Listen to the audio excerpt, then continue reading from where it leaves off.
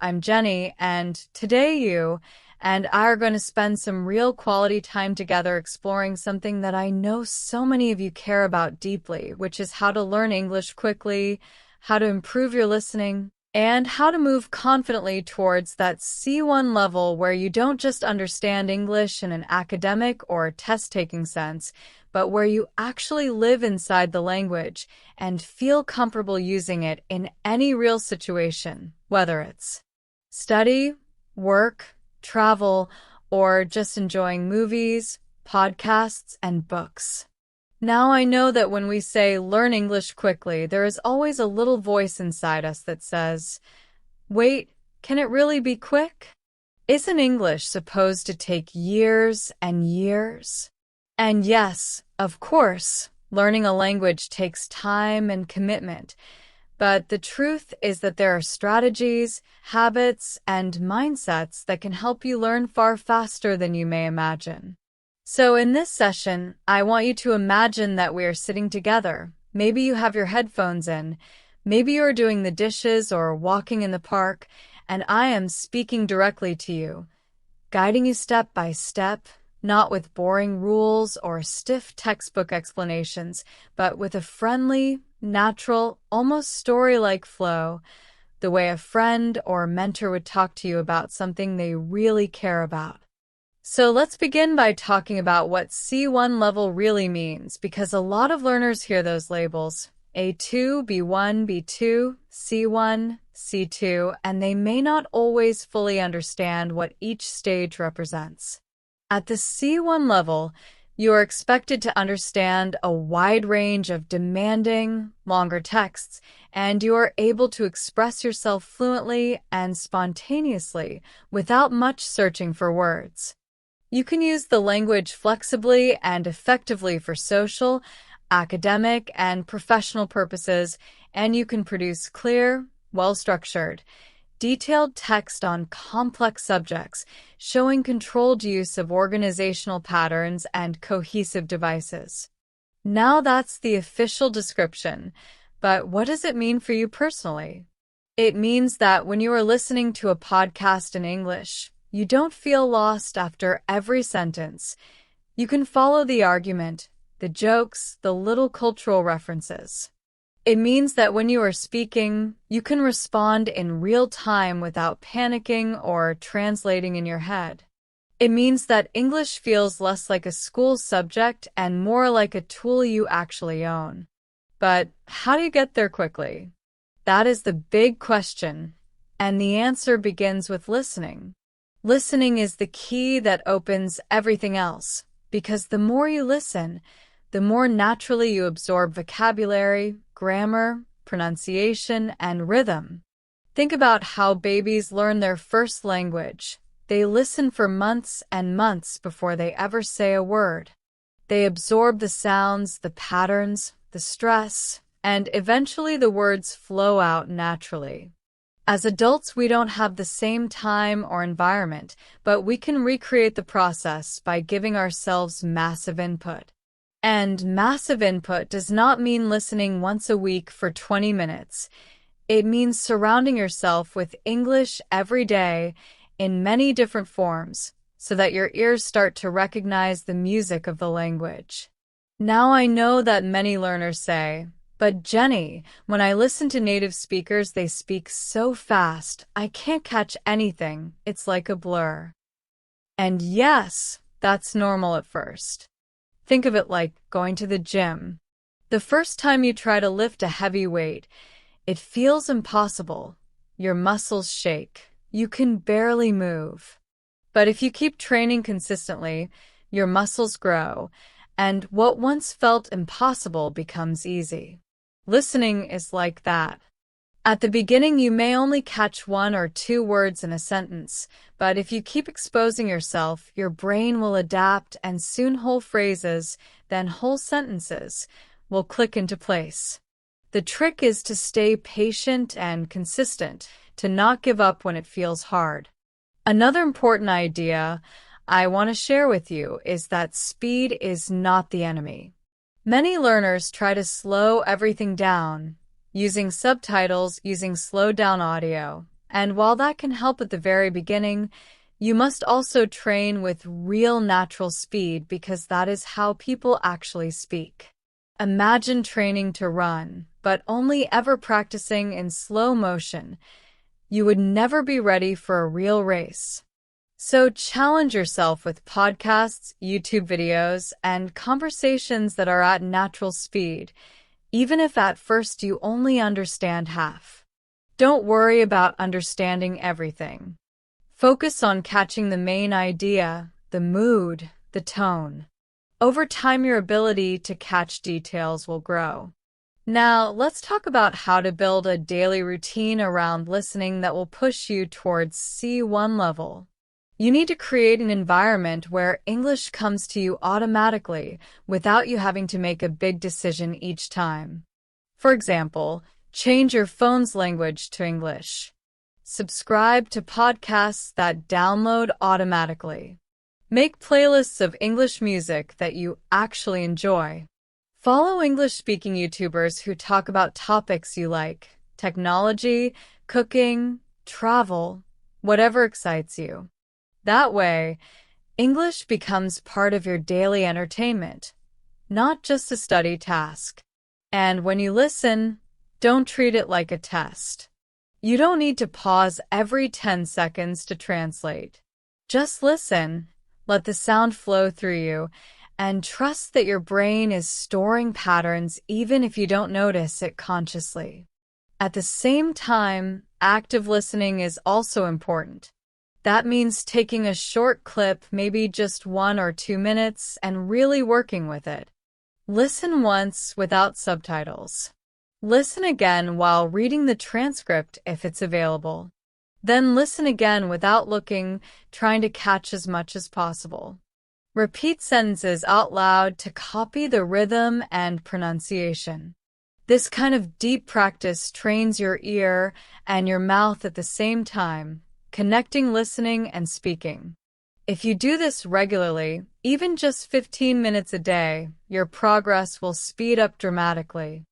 And here's something many learners don't realize. Your emotional state while listening makes a huge difference. If you are stressed, tired, or frustrated, your brain blocks new information. But if you are relaxed, curious, and even playful, you absorb much faster. So find content that makes you smile or laugh or feel inspired. Maybe it's a stand-up comedy show. Maybe it's an inspiring TED Talk. Maybe it's a funny sitcom. When you laugh, when you feel joy, your brain releases chemicals that strengthen memory. So don't just study English, enjoy it. Let it become part of your personality. Now you may be wondering, what about grammar? What about vocabulary lists? What about the traditional study methods? Of course those have their place, but the secret is that listening can actually take care of most of them if you do it enough. When you listen a lot, grammar patterns start to feel natural. You may not even be able to explain the rule, but you will know instinctively what sounds right. That's how native speakers do it. They don't memorize grammar tables, they just hear correct patterns thousands of times. And vocabulary? Again, massive listening gives you repeated exposure to words and context, which is far more powerful than memorizing isolated lists. Of course, you can write down new words, make flashcards, review them, but the real magic is when you hear those words again and again in real use, because then they stick forever.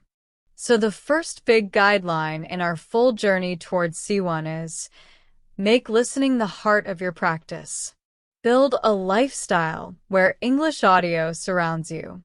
Mix passive listening, background podcasts while cooking, music in the car, with active listening, focused practice with transcripts and repetition. Challenge yourself with real speed. Choose content that excites you emotionally. And trust that over time, your ears and brain will adapt in ways you may not even notice day to day, but one morning you will realize, wait, I just understood that whole episode without subtitles, and that will feel like magic. So now that we've really settled into the importance of listening and how it acts as the foundation for everything else, I want to move naturally into the other side of communication, which is speaking. Listening is where you absorb the music of the language, but speaking is where you play that music yourself. At the C1 level, speaking is not just about being able to say basic sentences. It is about expressing your ideas clearly, confidently, and with nuance. And I want to be very honest here. Speaking is often the skill that makes learners the most nervous, because unlike reading or listening, speaking is immediate. You cannot hide. You cannot pause forever. You have to produce sound in real time, and that can feel terrifying. But here's the good news. Fear is natural, and fear does not mean you are not ready. In fact, speaking even when you are afraid is one of the fastest ways to grow. Now, let's think about why speaking feels hard for so many learners. Often it's because they carry the weight of perfectionism. They think, if I open my mouth, I must sound like a native, I must be grammatically perfect, I must use advanced vocabulary. But that mindset kills fluency because you get trapped in your head, constantly judging yourself instead of focusing on communication. I want you to imagine a child learning their first language. Do they speak perfectly? Of course not. They make mistakes all the time, but they keep talking, and adults still understand them. Over time, with practice and feedback, they refine their speech. That's exactly how you should treat your English speaking journey. Allow yourself to be imperfect. Allow yourself to make mistakes, because those mistakes are the stepping stones to C1 fluency. One powerful technique for speaking practice is something I call shadow speaking. You may have heard it called shadowing, and it's exactly what it sounds like. You take a short audio or video clip, ideally with a transcript, and you repeat everything the speaker says at almost the same time, like their shadow. You don't wait until they finish the sentence. You try to keep up with their rhythm, their intonation, their speed. At first, this feels impossible. Your tongue trips, your brain gets overloaded, but if you keep at it day after day, it's like training your mouth to dance with English. And here's the magic. After weeks of shadowing, you will notice that your pronunciation, your speed, and your confidence improve dramatically because you are literally borrowing the patterns of native speakers until they become natural for you. Another method that I love to recommend is recording yourself. Many learners hate hearing their own voice, but recording is one of the most honest teachers you can have. When you speak and then listen back, you hear things you never noticed in the moment. Maybe your pronunciation of a certain sound is unclear. Maybe your sentences are too short. Maybe you repeat the same filler words like, or you know. By recording yourself regularly, even just for 2 minutes a day, you give yourself a mirror for progress. And don't just record randomly. Choose a topic, maybe something you did today, or an opinion about a movie, or a small summary of a news article, and then speak about it for a few minutes. Then listen back and notice 1 or 2 things you can improve. The key here is not to criticize yourself harshly, but to treat it like training. Every athlete reviews their performance. Every musician listens to recordings of their practice. You can do the same with English. Now, pronunciation. At C1 level, pronunciation is not about eliminating your accent completely. That is neither realistic nor necessary. It is about clarity and rhythm. People from all over the world speak English with different accents, and that diversity is part of the beauty of the language. What matters is whether people can understand you without strain. To achieve that, you need to focus on stress, intonation, and connected speech. English is a stress-timed language, which means that some syllables are longer and more emphasized while others are shorter and quicker. If you give equal weight to every word, you will sound robotic and harder to follow. But if you learn to stress the right words, the key nouns, the main verbs, the adjectives, you will sound more natural and easier to understand. Intonation is also crucial. English speakers naturally raise and lower their pitch to show emotions, questions, or emphasis. If you speak with flat intonation, listeners may find it difficult to catch your meaning. And then there's connected speech, the way words blend together in natural conversation. For example, going to often becomes gonna, want to becomes wanna, did you sounds like didja. Learning these patterns helps you both understand natives better and sound smoother when you speak. But how do you practice pronunciation in a way that sticks? One exercise I recommend is imitation. Pick a short clip from a movie, maybe just 30 seconds.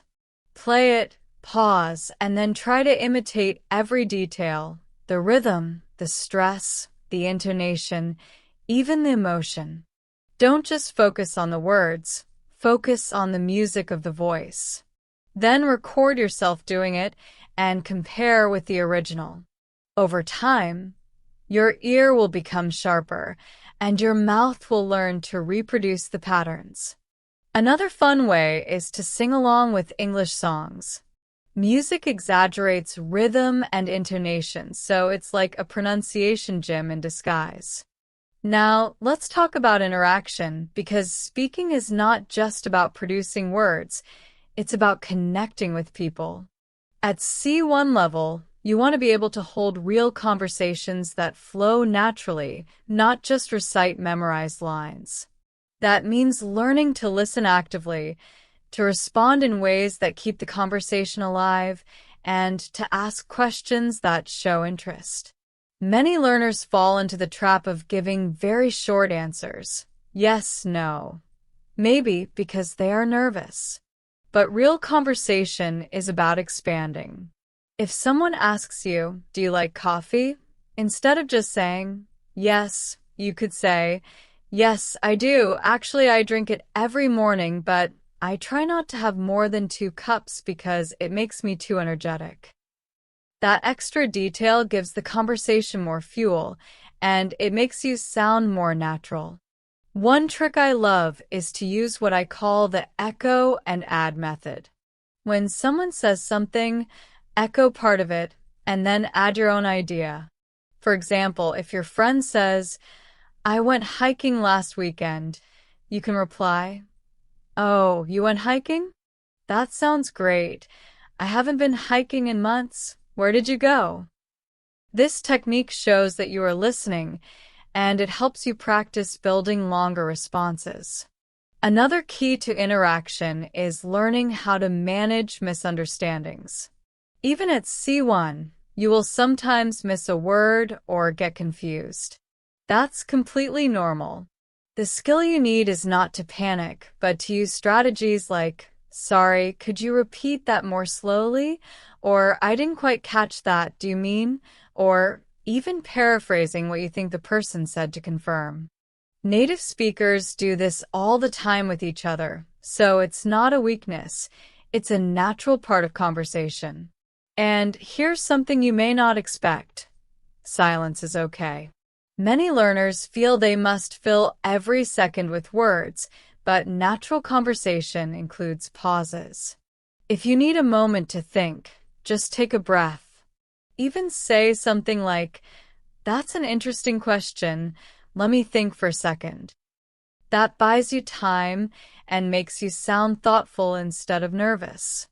I also want to encourage you to seek out real speaking opportunities, not just practice alone.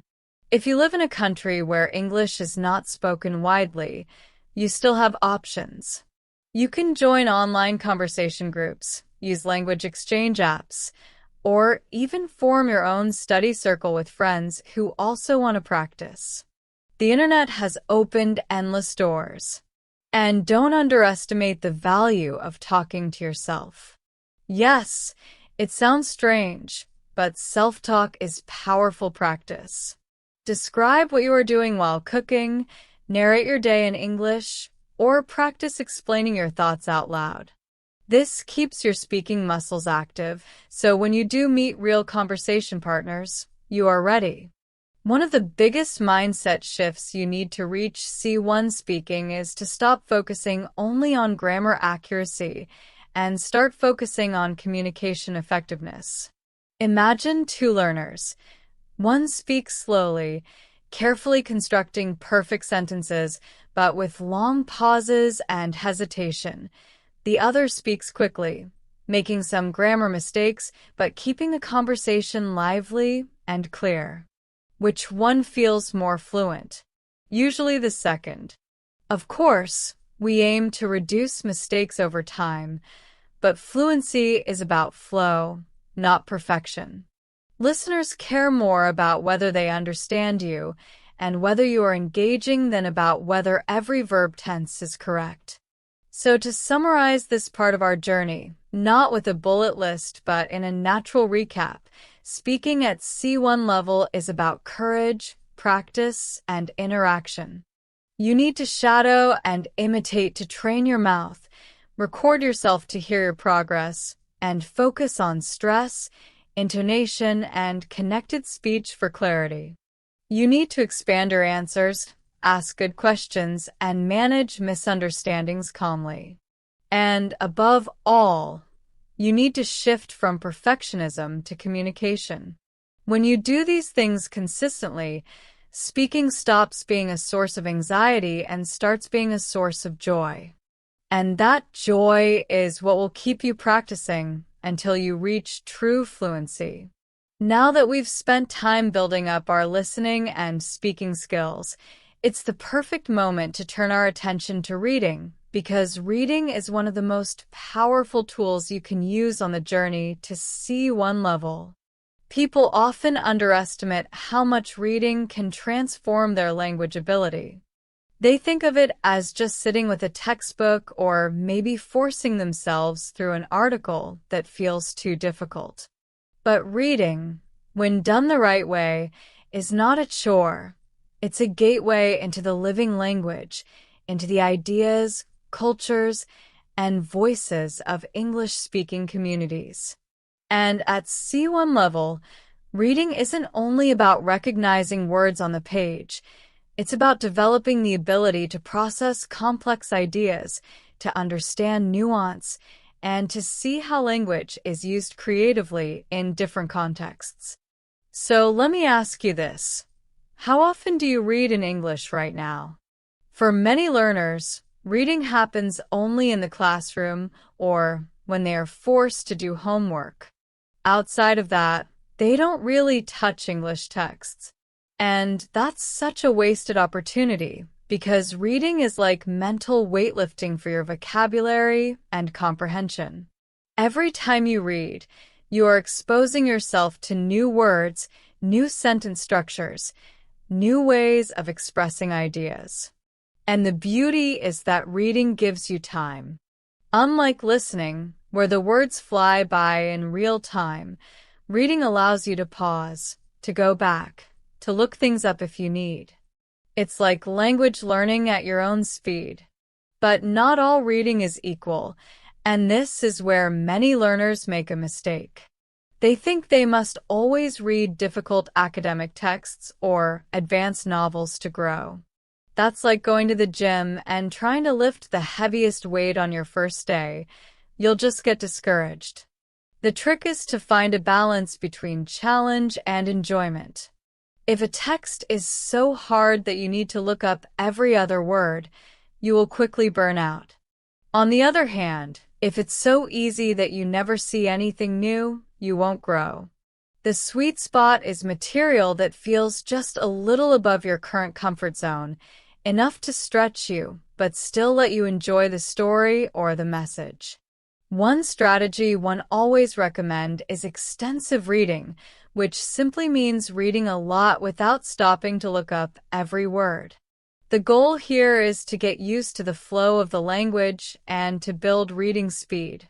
For this, you can choose graded readers, simplified versions of famous books, or even young adult novels, which often use clear but still engaging language. The idea is to read for pleasure, to let yourself get lost in the story while your brain absorbs patterns unconsciously. Extensive reading builds fluency, and fluency in reading translates into fluency in thinking, which then supports both writing and speaking. On the other side, we have intensive reading, where you slow down and really dig into the details. Maybe you take a short article or a page from a novel and you analyze it carefully. You look at new vocabulary, underline phrases that interest you, notice how sentences are structured. This kind of deep study helps you grow your precision and awareness of the language. So both extensive and intensive reading are necessary, and you can balance them in your routine.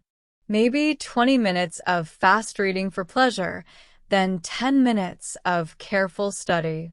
Over time, both muscles grow stronger.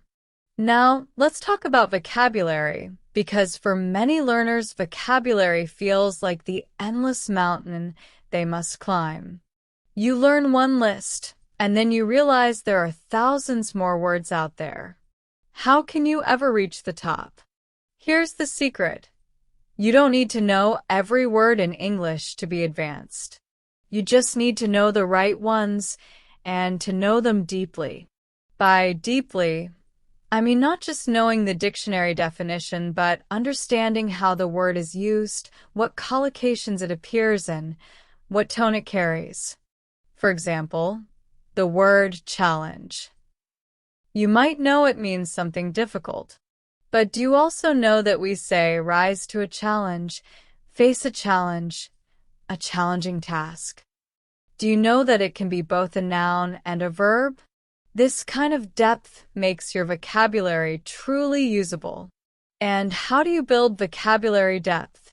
Through context, and that's where reading shines. When you see a word multiple times in different sentences, your brain starts to map its meaning more accurately. That's why it's far more powerful to encounter a word naturally through reading than to just memorize it from a list.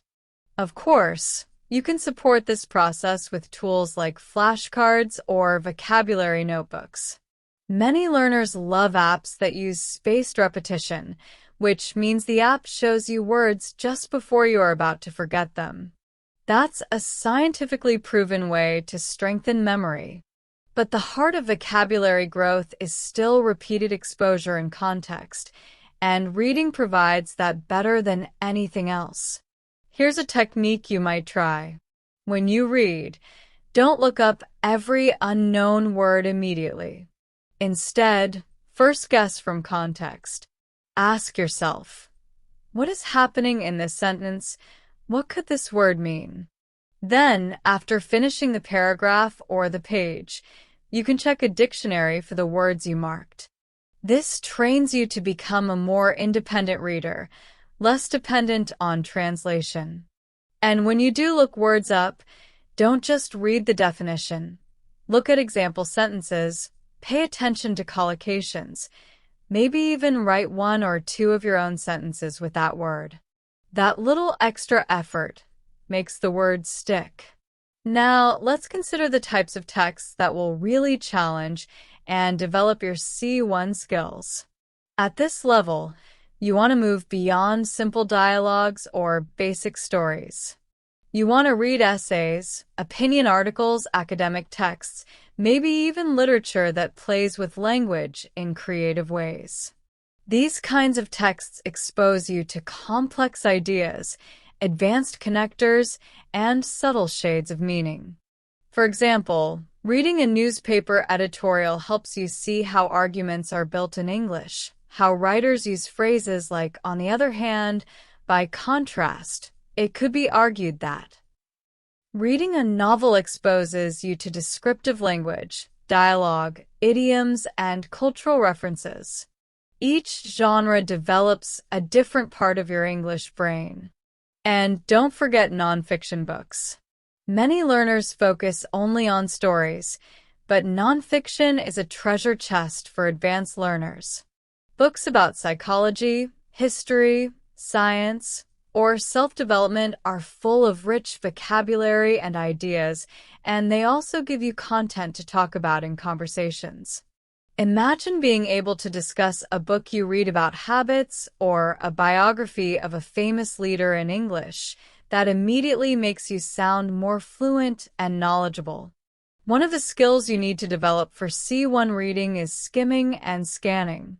Skimming means reading quickly to get the general idea, like when you look through a news article to understand the main points. Scanning means looking for specific information, like when you check a timetable for the right train time. These are real-world reading skills, and practicing them helps you use English in practical ways, not just academic ones. But here's the deeper goal: critical reading. At C1 level, it's not enough to just understand the surface meaning. You should also start to evaluate what you read. Ask yourself, what is the author's purpose? Do I agree or disagree? What evidence do they use? Are there cultural assumptions behind their words? This kind of thinking not only improves your English comprehension, but also makes you a more intelligent and independent thinker. And the beauty is that you can then bring these ideas into your speaking and writing, making your communication richer and more sophisticated. So let's step back for a moment and imagine your daily reading routine. Maybe in the morning, while drinking coffee, you skim through an English news site for 10 minutes just to catch up on headlines. Later in the day, you spend 20 minutes reading a novel you enjoy, letting yourself get lost in the story. In the evening, you might take one short article and study it intensively, marking new vocabulary and practicing sentences. This mix keeps reading both enjoyable and challenging. Over weeks and months, the amount of input you've collected will grow like a mountain, and your vocabulary and comprehension will rise with it. Remember, the most important thing is consistency. Reading a little every day is far more powerful than reading a lot once a week. Even 10 minutes daily builds the habit and keeps your brain in contact with English. And as your reading ability grows, you will notice that listening becomes easier too, because you recognize more words and structures. Your writing also improves because you see models of how ideas are expressed. Reading is like the secret fuel that powers all the other skills. So to bring this part together, reading at the C1 level is about much more than decoding text. It's about building a lifestyle where English reading is part of your daily life, choosing a balance of extensive and intensive reading, growing vocabulary through context, exploring different genres from novels to nonfiction, practicing skimming, scanning, and critical analysis, and above all, enjoying the journey. Because when you enjoy reading, you don't even feel like you are studying. You feel like you are simply living in the language. And that is the true path to mastering English quickly and deeply. Now that we've built up listening, speaking, and reading, it's time to move into the final core skill, which is writing. And I know writing can sometimes feel like the most academic, the most technical, and maybe even the most intimidating of all the skills. But in reality, writing is not about stiff rules and red corrections on a page. It's about expressing yourself clearly and persuasively in a way that connects with the reader. At the C1 level, writing becomes more than just putting words together. It becomes a craft.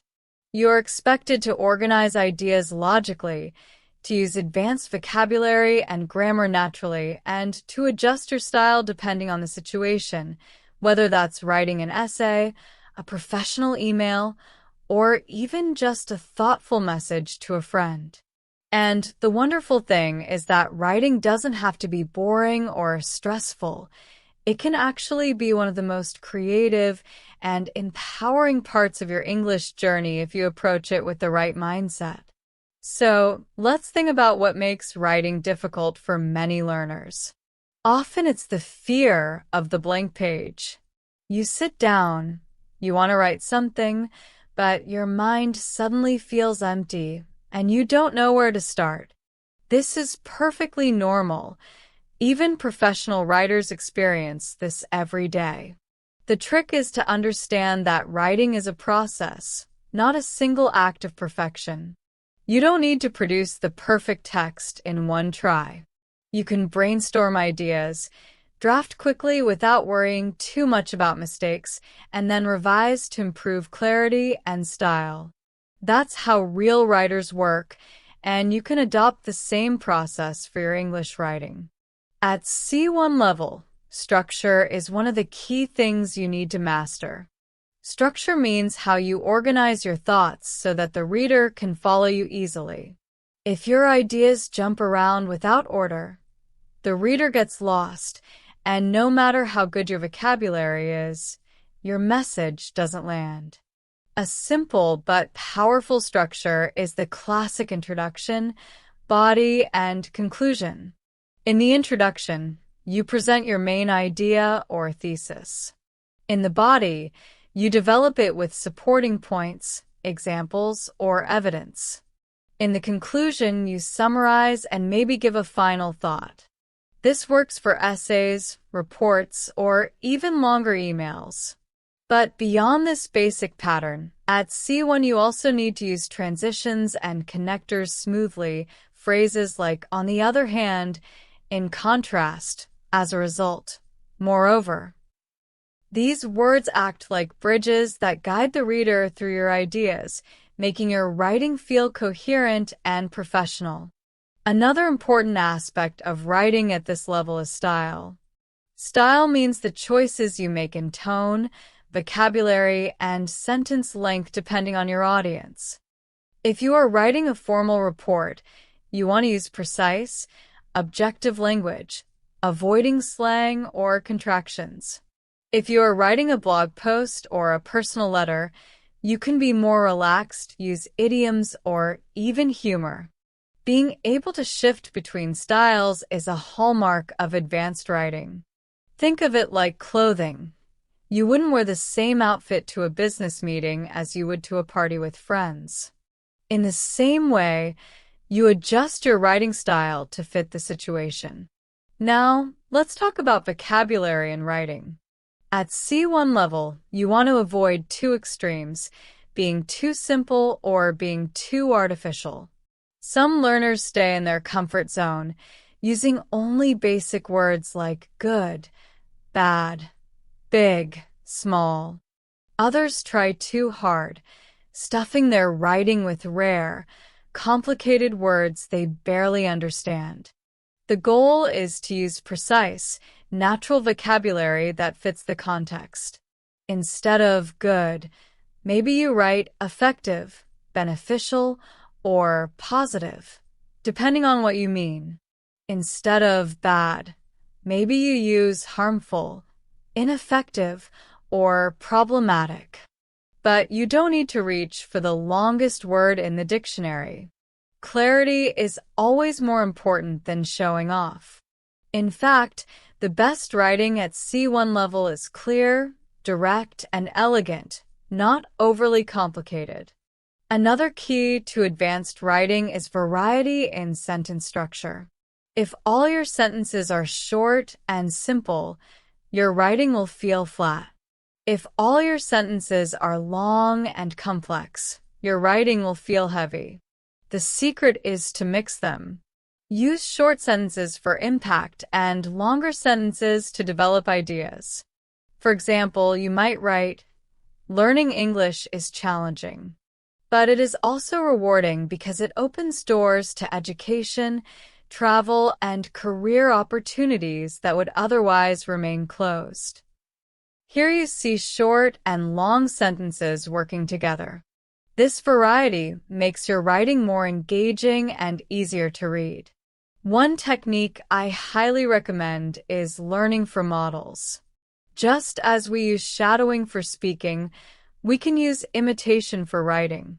Find a well-written article, essay, or even a professional email and analyze how it is built. Look at the introduction. Notice how the writer transitions between ideas. Pay attention to the vocabulary choices.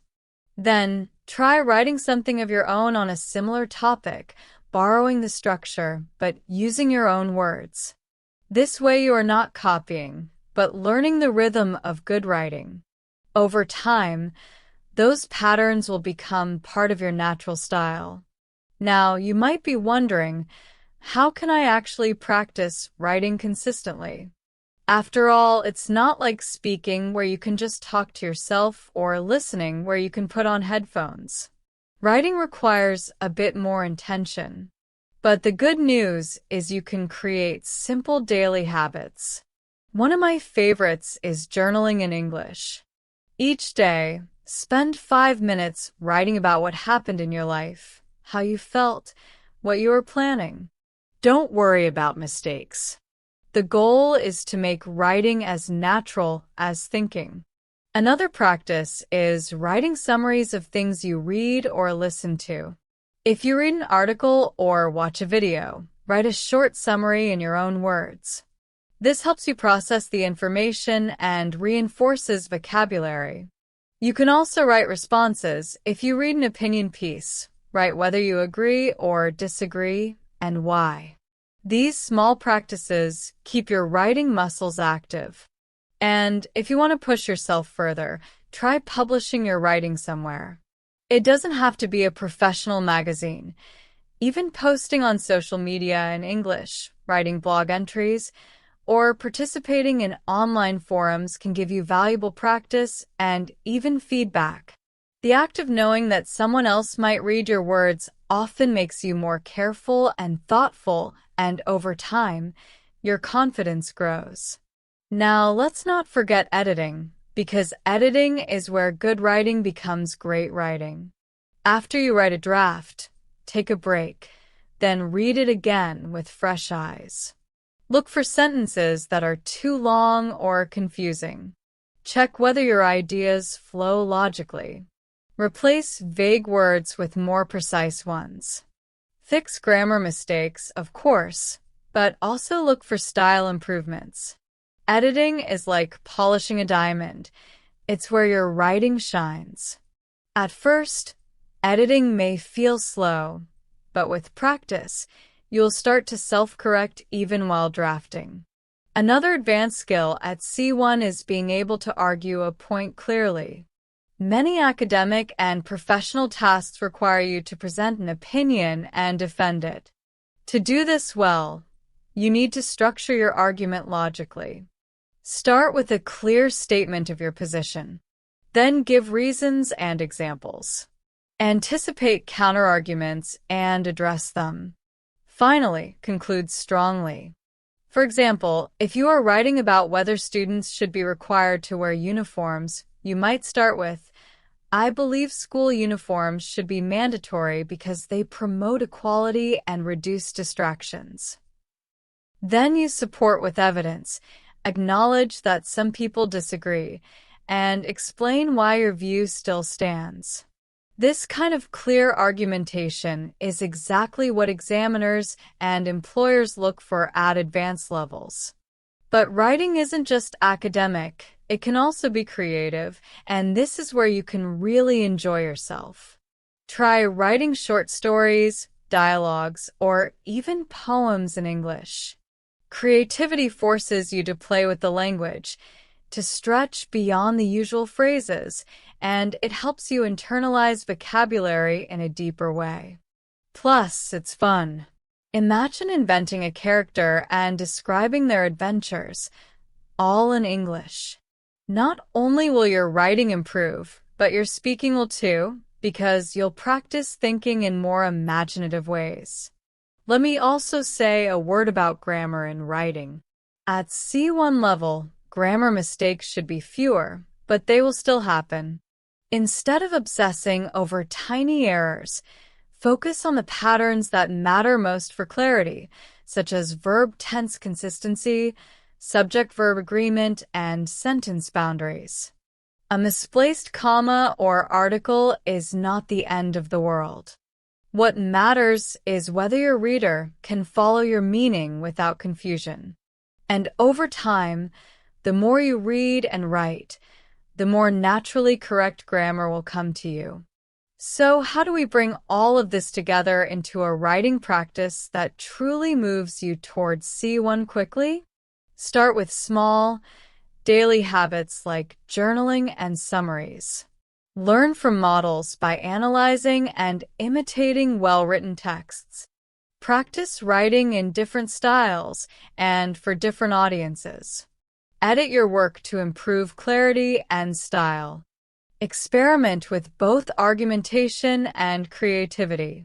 And above all, write consistently. Even 5 minutes a day is better than nothing because writing is like a muscle. The more you use it, the stronger it becomes. If you do this, you will find that writing stops being a scary academic exercise and starts becoming a tool you can use with confidence.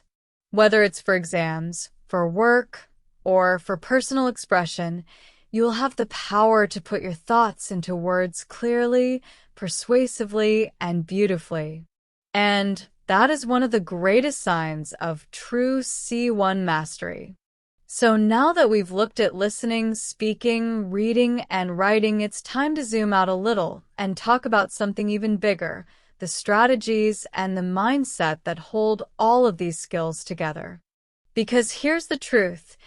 You can have the best materials in the world, the best grammar book, the best podcasts, the best teacher, but if your mindset isn't right and if your strategy isn't clear, your progress will always feel slow, inconsistent, and frustrating.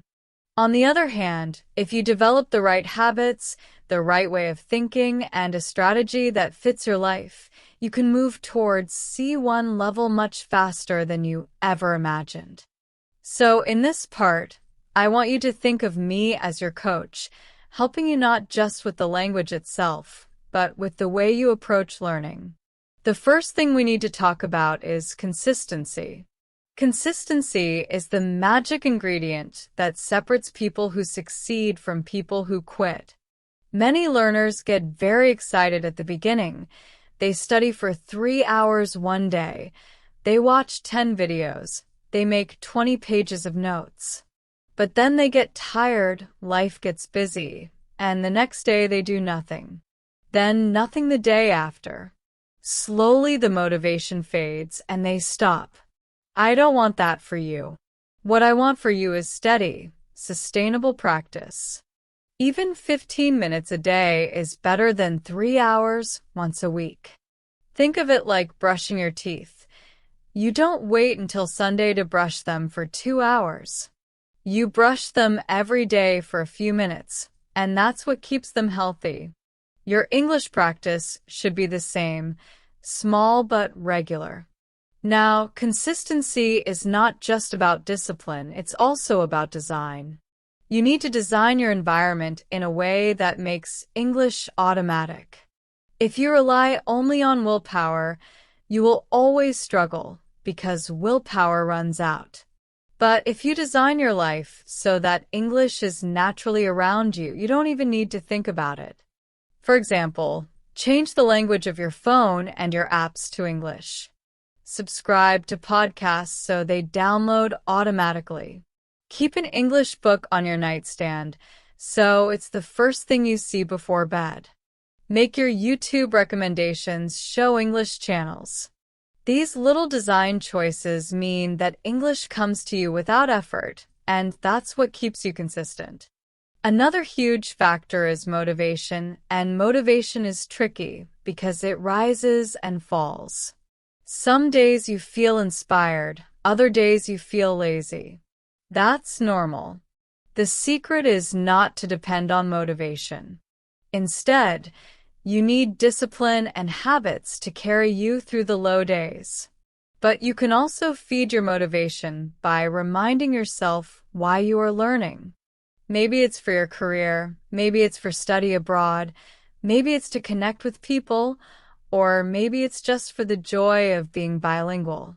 Whatever your reason, write it down, put it on a sticky note on your desk. Remind yourself often. The stronger your why, the easier it is to keep going.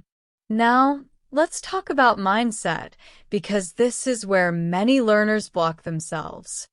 They say things like, I'm too old, I'm not talented, I'll never sound like a native. These are limiting beliefs, and they are not true.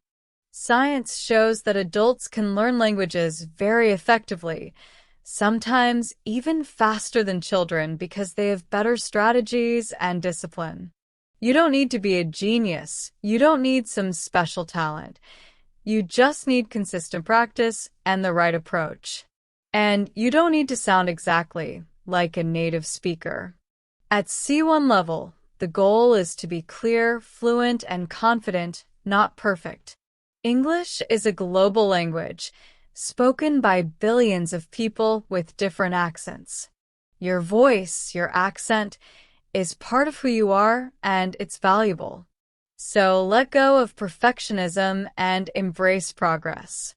Another mindset shift I want you to adopt is to see mistakes not as failures, but as feedback.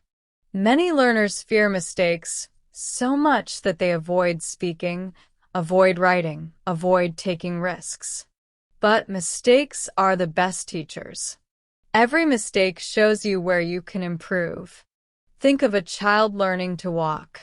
They fall hundreds of times, but each fall teaches them balance, and eventually they walk without thinking. If they stopped after the first fall, they would never walk. The same is true for you with English. Each mistake is simply one step closer to fluency. So instead of saying, "Oh no, I made a mistake," say, "Great, I learned something."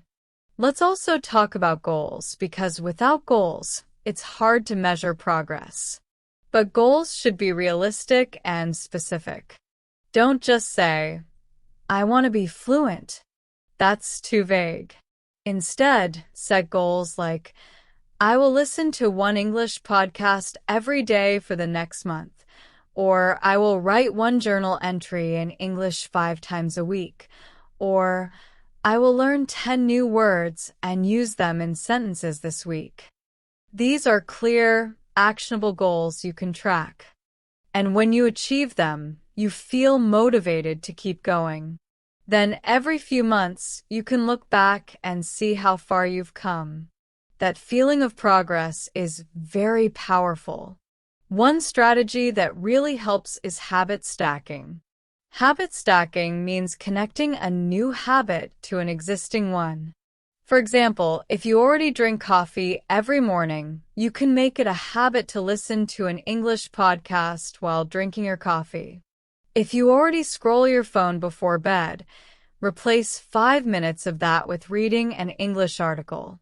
By attaching English practice to habits you already have, you make it automatic, and that's what makes it stick. Another important piece is balance. Many learners spend all their time on one skill. Maybe they only focus on grammar exercises, or only watch videos, or only memorize vocabulary lists. But language is a system, and all the skills feed each other. Listening helps speaking, reading helps writing, writing reinforces grammar, and speaking strengthens vocabulary. So your strategy should include a mix of activities. It doesn't have to be perfectly balanced every day, but over the course of a week, try to touch all 4 skills. That way, you grow in a rounded way. Let's also address one common challenge: time. Many people say, "I don't have time to study English." But often, the real issue is not time but priority. Everyone has small pockets of time in the day. Maybe while commuting, cooking, exercising, or waiting in line. Those moments can become study opportunities if you use them wisely. 5 minutes of listening here, 10 minutes of reading there. It all adds up. You don't need huge blocks of time. You just need to use the little moments consistently. Now, let's talk about active versus passive learning.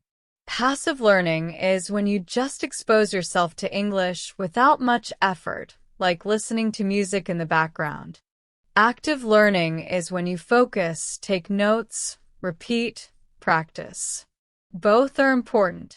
Passive learning helps you absorb the language naturally and keeps it around you, while active learning pushes your skills forward. The best strategy is to combine them. Maybe you do passive listening while walking, then active practice with a transcript later. Or you read casually for fun, then write a short summary to make it active. This balance makes your practice both enjoyable and effective. Another mindset that will help you is curiosity. Instead of treating English like a school subject you must pass, treat it like a mystery to explore. When you hear a new expression, get curious. What does it mean? How is it used? Where did it come from? When you read something confusing, instead of getting frustrated, think of it as a puzzle. This curiosity transforms learning from a burden into a game, and games are much easier to keep playing. And I want to remind you that progress is not always visible day to day. Sometimes you feel like you're stuck, like you're not improving.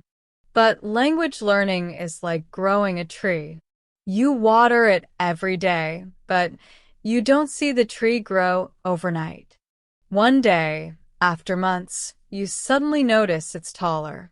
The same with English. You may not notice improvement each day, but if you stay consistent, one day you will surprise yourself with how much you understand and how well you can speak. Finally, I want to talk about community. Learning alone is possible, but learning with others is powerful. When you join a group, whether online or in person, you get encouragement, accountability, and opportunities to practice. You realize you are not alone, and that keeps you motivated. So find a community, maybe a study partner, maybe a conversation club, maybe an online course. Surround yourself with people who share your goals, and you will find it much easier to stay consistent. So, to bring this all together, your strategy for learning English quickly at the C1 level is not about studying harder for 1 week and then stopping. It's about building small, consistent habits, designing your environment so English surrounds you, setting realistic goals, embracing mistakes as part of the journey, and keeping your curiosity alive. It's about balancing passive and active learning, finding time in small moments, and connecting with the community. And above all, it's about having the right mindset, that you can improve, that progress is possible, and that every small step matters. If you hold on to this mindset and follow these strategies, you will not only learn English faster, but also enjoy the process much more. And when you enjoy it, you'll never want to stop, and that is the secret to true fluency. So here we are, at the final part of this full guideline, and I want to take you beyond textbooks, beyond exercises, into something even more powerful: immersion. Because at the end of the day, language is not just a subject you study, it's a living tool you use. And the fastest way to make English feel natural is to live with it, surround yourself with it, and bring it into your everyday life. That's what immersion is all about. Don't worry, I'm not saying you need to pack your bags and move to London or New York tomorrow. Immersion is possible right where you are if you know how to create it. So, what does immersion mean? It means that English stops being just a thing you study for 1 hour a day and starts being the environment around you all the time. Think of how children learn their first language. They don't sit with grammar books. They simply live in the language every day. They hear it, see it, try it, make mistakes, and slowly it becomes natural. You can do the same thing with English, no matter your age or location, if you consciously surround yourself with it. Let's begin with your digital world. Most of us spend hours on our phones every day, scrolling, texting, watching videos. So, why not make that time work for your English? Change the language settings on your phone, your apps, and your social media to English. At first, it might feel strange, but soon your brain will adapt, and you'll pick up vocabulary naturally. Follow English-speaking creators on Instagram, TikTok, or YouTube, especially in topics you already enjoy. If you love cooking, follow chefs who speak English. If you love technology, follow English tech channels. This way, you combine your hobbies with your language learning, and that keeps it fun. Now, let's talk about entertainment. Movies, TV shows, and YouTube videos are amazing immersion tools. But don't just watch passively, watch actively. Start with English subtitles if you need them, but try to wean yourself off slowly, maybe watching with subtitles one time, and then without the next. Pause sometimes to repeat a phrase, mimic the pronunciation, or write down a useful expression. You'll be surprised how many natural phrases you can collect this way. And if you watch the same movie or show more than once, the second or third time becomes a language lesson because you already know the story, so you can focus on the language itself. Music is another powerful tool. Songs stick in our heads in a way that vocabulary lists never do. So create playlists of English music you enjoy, listen often, and sing along. Don't worry about sounding perfect. Just let the rhythm and the sounds get into your mouth and ears. Music helps you internalize pronunciation, rhythm, and even grammar patterns without effort. But immersion isn't only digital. You can create physical immersion too. Label objects around your house with their English names: mirror, fridge, door, light switch. It may feel childish, but it works. Keep English books or magazines where you normally relax, so picking one up becomes natural. Write your grocery list in English, your daily to-do list in English, even little sticky notes of reminders in English. The more you use English for daily tasks, the more it becomes part of your thinking. Speaking of thinking, one of the most powerful immersion techniques is self-talk. Yes, it might feel silly at first, but it's incredibly effective. Narrate your day in English, what you're doing, what you're planning, how you're feeling. For example, when cooking, say to yourself, "I'm chopping the onions. Now I'm heating the pan." When walking, think, "It's a sunny day. I need to hurry because I'm late." This trains your brain to form sentences quickly, without translation. Over time, your inner voice starts to use English more and more, and that's when fluency really accelerates. Now, let's go further into real-life application. At C1 level, your goal is not just understanding English, but using it confidently in conversations, writing, and even professional situations. So find ways to actually interact with people. If you have English-speaking friends, make an agreement to speak only in English when you're together. If you don't, find language exchange partners online. There are so many apps and communities where people are eager to practice. You can teach them your language and they can help you with English. Even just 15 minutes of real conversation practice a few times a week will skyrocket your fluency. Another way to apply English is through creative projects. For example, start a blog in English. Even if nobody reads it, it's a space for you to practice writing.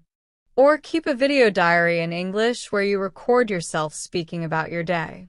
This not only practices language, but also builds confidence and shows you your progress over time. If you enjoy social media, why not create English content around your hobbies? It doesn't have to be perfect. It's practice, and practice is what matters. Let's also talk about travel, because if you ever get the chance, even a short trip to an English-speaking country can give you a huge boost. But remember, immersion doesn't only happen abroad. You can find English-speaking communities in your own city, international meetups, cultural events, volunteer groups. The key is to put yourself in situations where English is the natural choice for communication. Another powerful immersion strategy is goal-based immersion.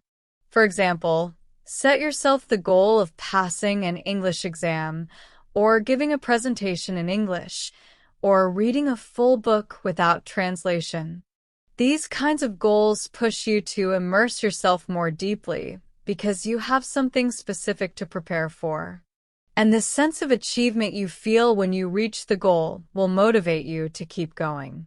Now, let's bring all of this together. Think of your English journey as building a lifestyle, not just following a course. You wake up and listen to a podcast while brushing your teeth. You check your phone and see English notifications. You write your grocery list in English. You watch a TV show in English in the evening. You talk to yourself in English while cooking. You join a language exchange on the weekend. None of these activities alone feels overwhelming, but together, they create an environment where English surrounds you. And in that environment, your brain has no choice but to adapt. That's when English becomes not just something you learn, but something you live. And here's the beautiful thing. When you live the language, progress becomes faster, easier, and more natural. You stop asking, "When will I be fluent?" because you suddenly realize you already are using English fluently in your daily life. You stop worrying about mistakes because you're too busy communicating. You stop feeling bored because English is connected to your real interests and passions. That's the magic of immersion, and that's the final piece of this full guideline. So, my friend, let me leave you with this. Learning English to the C1 level is not about a shortcut or a secret trick. It's about building a consistent habit, practicing all 4 skills, adopting the right mindset, and creating immersion in your daily life. It's about enjoying the process, celebrating small victories, and remembering that every step forward counts. You already have the ability inside you. It's just a matter of practice, patience, and persistence. And if you follow everything we've talked about in this full guideline, listening, speaking, reading, writing, strategies, mindset, and immersion, you will not only learn English quickly, but you will learn it deeply. You will reach the level where English feels natural, where you can express yourself confidently, where you can think, dream, and create in this language. And that, to me, is the true meaning of fluency. Thank you for joining me on this journey here on English Lab. I'm Jenny, and it has been such a joy to guide you through these steps. Remember, you are not just learning English, you are opening doors to the world. Keep going, stay consistent, and I promise you will get there. I believe in you.